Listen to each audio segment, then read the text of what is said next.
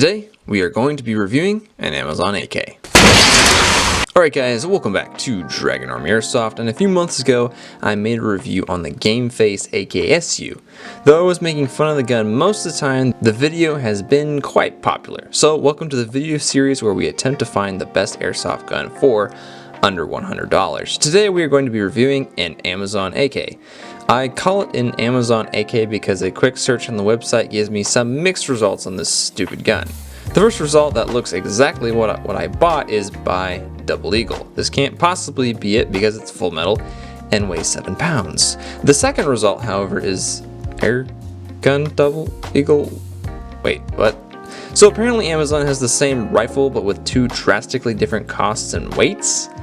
This is why I don't like searching for airsoft guns on Amazon. Anyways, the other hiccup in this little video is that Amazon is selling this gun for $130, and that makes this gun not less than $100. Well, I didn't buy it for $130, and neither did the guy I bought it from, so there. Anyways, basically, airsoft gun prices are high right now because of shortages. That means that guns are $30 to $40 higher than what they should be, and you'll be overpaying what you should for a lot of lower end guns. I digress. First, we'll be going over the build quality of the gun, then its performance in an actual game, and finally, if it's worth the money.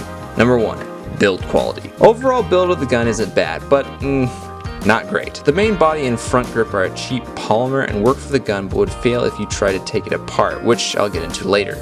My issues, however, rise in the magazine and stock. While the intro may appear to show the breaking off of the folding stock, I didn't. Instead, it's been intentionally removed because someone happy slapped it in an attempt to fold it, resulting in the mechanism breaking and rendering the stock all but useless. So I can't say much on the stock besides my belief that if it was attached, it would be flimsy in of itself, and that would also hinder operation of the fire selector. However, to its credit, the stock is easily removable via a screw through the base into the butt of the gun if you so wish. Now for the magazines. The gun itself comes with one waffle high capacity magazine that holds what I'm guessing is over 300 rounds. I have 2 magazines for the gun. My first point of issue comes in that one of the magazines is difficult to detach from the gun, so you can't do any one-handed reloads with it.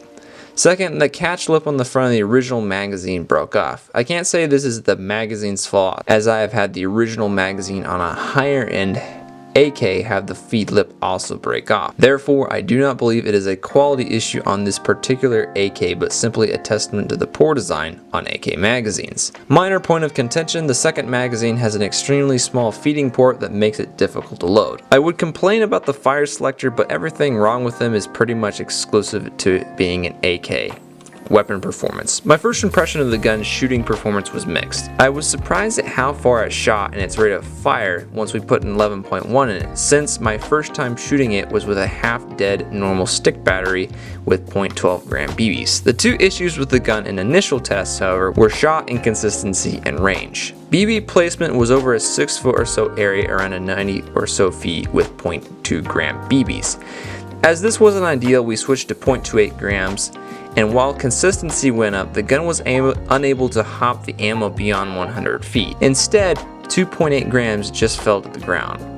While I felt that this wasn't ideal, I knew I could make it work. Taking it to my local indoor field, the defects of the gun only became more apparent.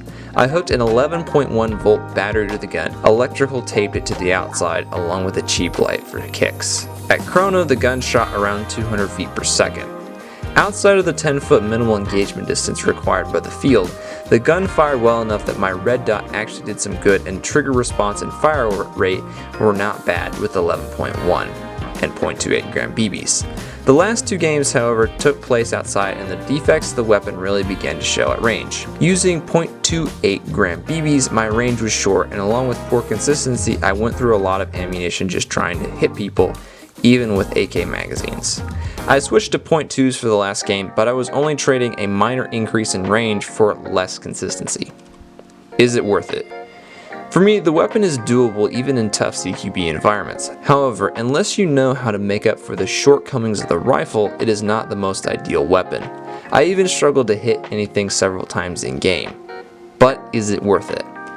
At the price it is at now, no, or in light of what we know now. Shooting performance is fine and manageable, but the issues isn't in how well it fires, but in the build quality. The cheap plastic makes for a flimsy rifle that could probably break in half if you fell on it. I feel like if I slapped the grip hard enough, it would easily come off. And if something breaks internally, the gun wouldn't survive a breakdown to fix the problem. For $130, it would be better to spend the extra $50 to buy a G&G combat machine. I'm not saying this over preference for an AK or M4, but that I have experience with the combat machines.